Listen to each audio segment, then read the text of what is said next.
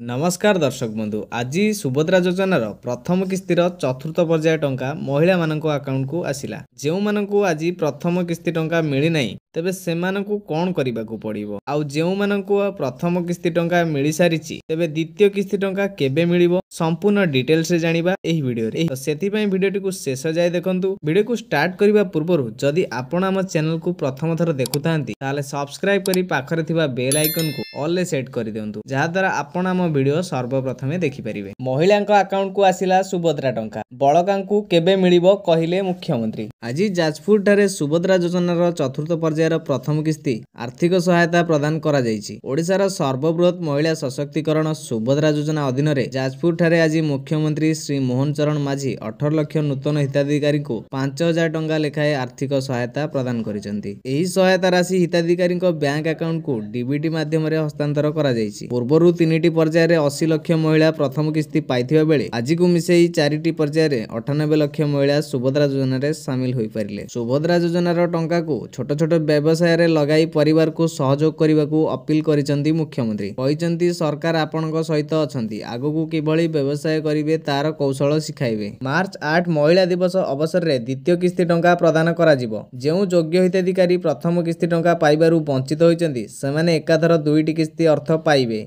एहा सह जेउ माने एनपीसीआई रे रहिजिबे सेमाने निजर एनपीसीआई समस्या मार्च 8 तारिख सुधा समाधान करि नियंतु। सेमानंकु मार्च 8 रे प्रथम किस्ती और द्वितीय किस्ती टंका एकाथर दिया जिवो बोली उपमुख्यमंत्री प्रभाती परिडा कहिसेंती। तो दर्शक बंधु एथला सुभद्रा योजना को नै एक अपडेट। वीडियोटी भल लागिथिले लाइक कर देबे और चैनल रे नुवा थले सब्सक्राइब करी पाखर थिबा बेल आइकन को ऑल ले सेट कर देबे।